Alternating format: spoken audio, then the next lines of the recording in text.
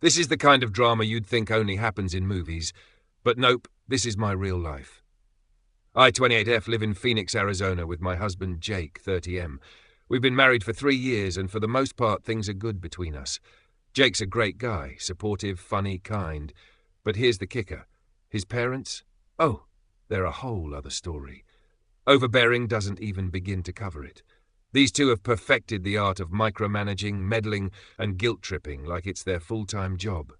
Let me give you some context. Jake's parents, Carol and Richard, yeah, they're the type who go by their full names, have never really liked me.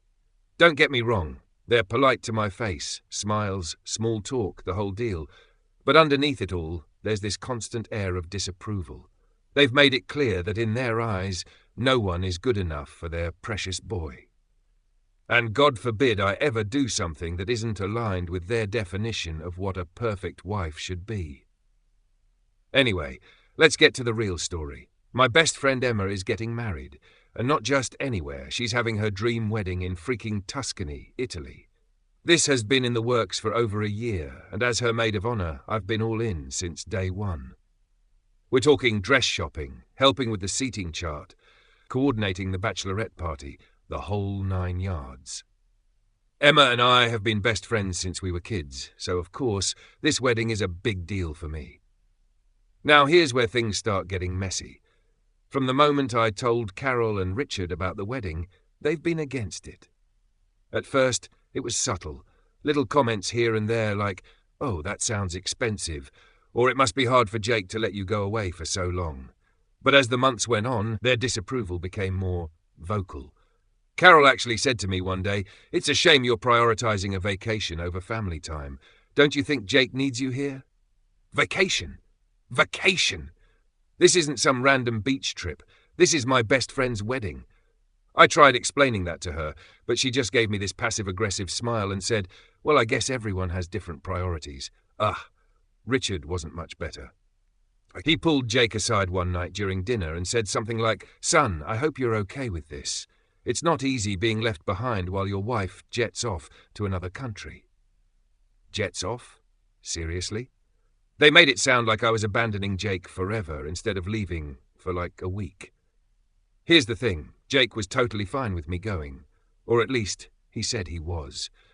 He didn't seem thrilled about the trip, but he never outright told me not to go. I chalked it up to him feeling a little left out and didn't think too much of it. In hindsight, maybe I should have asked more questions, but I trusted him to be honest with me. Fast forward to a week before the wedding. I was in full prep mode, packing my suitcase, making sure all my dresses were steamed, double-checking my itinerary. The flight was booked, the hotel was reserved, and I'd even gotten euros from the bank. Everything was set. And then a few days before my flight, I went to grab my passport, and it was gone. At first, I didn't panic. I'm not the most organized person in the world, so I figured I must have put it somewhere safe and just forgotten. I tore the house apart looking for it. I checked everywhere. Drawers, closets, under the bed, inside books. I even checked the refrigerator at one point because I was so desperate. But nope, it was nowhere to be found. That's when the panic set in. I sat on the floor of my bedroom, staring at the pile of clothes and papers I'd dumped out of my suitcase and thought, this doesn't make sense. It has to be here. I started retracing my steps. The last time I'd seen my passport was about a month ago, when I used it to verify my identity for a work-related form. I distinctly remember putting it back in my nightstand afterward. So how the hell was it gone now? I called Jake into the room and asked him if he'd seen it. He shrugged and said, "No, I haven't. Did you check your purse?" I told him I'd already checked everything. He just gave me this weird look and said, "Well, maybe you misplaced it." His tone was casual, but something about the way he said it made my stomach twist. Misplaced it?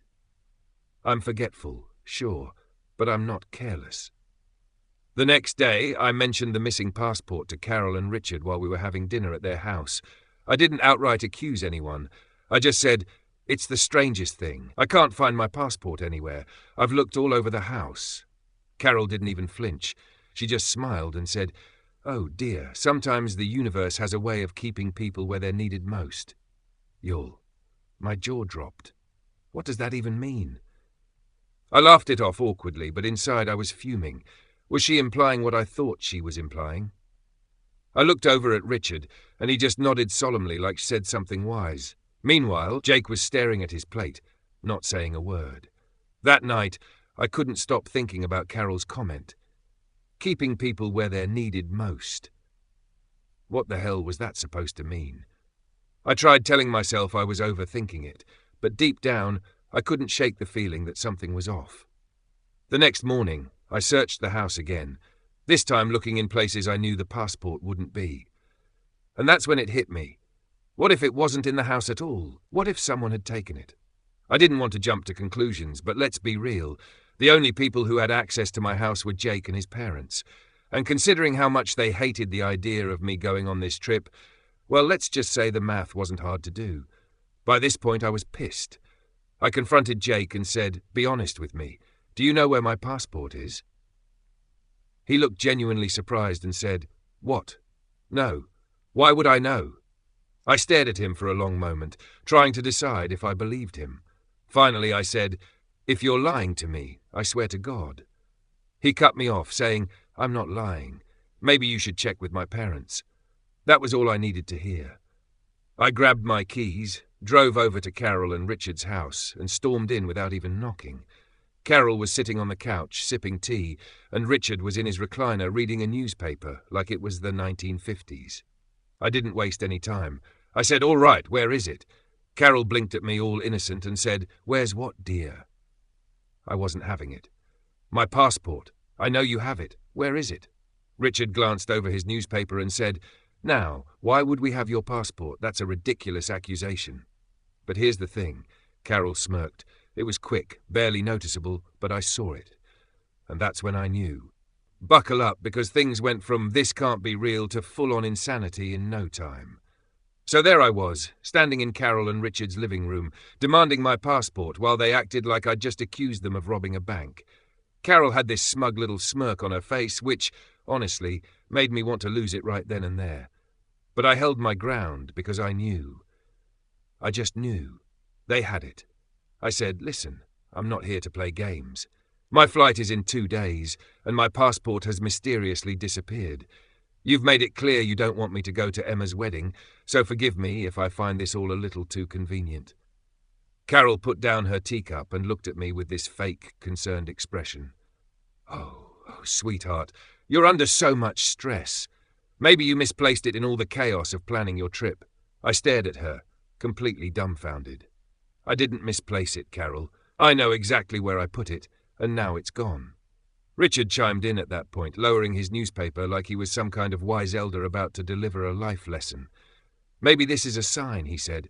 "Sometimes things happen for a reason. Perhaps you're needed here more than you realize." "A sign? A sign?" My blood was boiling. "Needed here for what exactly? To sit around and listen to you two try to micromanage my life?" Carol gasped like I'd just cursed at her in church, and Richard frowned like I was some ungrateful child. But at that moment, I didn't care. I was done playing nice. "Look," I said, "I don't have time for your cryptic nonsense. Either you tell me where my passport is, or I'm calling the police." That got their attention. Carol's smugness disappeared, replaced by this wide-eyed, almost panicked look. "The police? Oh, now that's just ridiculous," she said, laughing nervously. "Is it?" I shot back. "Because last I checked, stealing someone's passport is a crime. So unless you want to explain to an officer why my travel documents are magically missing, I suggest you start talking." Carol and Richard exchanged a look, one of those silent, married couple conversations where you just know they're plotting something. Finally, Carol let out this dramatic sigh, like she was the victim in all of this. "Fine," she said. "If it'll make you feel better, you can look around the house. But I assure you, you won't find anything." Challenge accepted. I marched through their house, opening drawers, cabinets, even the cookie jar. I checked every room, every nook and cranny, and for a while it seemed like they might actually be telling the truth. But then I went into their guest room, a room I'd never had any reason to go into before, and there it was, my passport, sitting in a drawer under a pile of old receipts and random junk. I grabbed it and stormed back into the living room, holding it up like a trophy. Care to explain this? I demanded. Carol's face turned beet red. Richard, meanwhile, just sat there looking like he wished he could disappear into his recliner. I don't know how that got there, Carol stammered. Someone must have put it there by mistake. By mistake! I couldn't believe what I was hearing. You've got to be kidding me, I said. Do you seriously expect me to believe that my passport just magically appeared in a drawer in your guest room? You took it, Carol. Just admit it. She didn't deny it. Instead, she turned the conversation back on me like a true manipulative pro. We were just trying to help you see what's really important, she said. Jake needs you here, not off gallivanting in some foreign country. This wedding is a distraction. You have responsibilities at home. I couldn't even respond for a second because I was so stunned. Are you hearing yourself right now? This isn't about Jake. This is about you and your need to control everything. Newsflash, I'm an adult. I can make my own decisions, and if I want to go to my best friend's wedding, that's my choice, not yours. At that point, Richard finally spoke up, his tone calm but condescending. We're just thinking about the long term, dear. Family comes first, and you're setting a bad example by putting a friend before your husband. Oh, give me a break, I snapped. Jake doesn't have a problem with me going. This is all you. You can't stand the idea of me doing something that doesn't revolve around your little family bubble. As if on cue, Jake walked into the house. Apparently, Carol had texted him while I was upstairs searching, because he looked flustered and uncomfortable, like he'd been dragged into a fight he didn't want to be part of. What's going on? He asked, looking around at the tense scene. I held up my passport. Your parents stole this to stop me from going to Emma's wedding. Jake's eyes widened, and he looked at his parents. Is that true? Carol immediately went on the defensive. We didn't steal anything. We were just trying to help her see reason. This wedding is a distraction, and we thought... You thought? I interrupted. You thought it was okay to steal my passport and hide it? Are you kidding me? Jake looked torn, like he didn't know who to side with. Mom, Dad, that's not okay. You can't just take her things. His voice was firm, but I could tell he was trying not to upset them too much. Classic Jake, always trying to keep the peace. Carol, of course, turned on the waterworks. We were just trying to protect you both. She's running off to another country, spending money that could have gone toward your future together. We only wanted what's best for you. I couldn't believe what I was hearing. What's best for me? You don't get to decide what's best for me. I'm going to that wedding whether you like it or not, and if you ever pull something like this again, I'll make sure you're the ones dealing with the police. Jake tried to defuse the situation, but at that point, I was too angry to care. I grabbed my passport, but walked out the door and didn't look back. Let me tell you, that trip to Italy was the best decision I've ever made.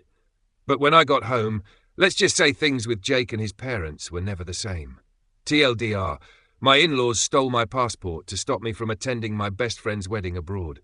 I found it, confronted them, and went to the wedding anyway. Now I'm questioning my entire marriage.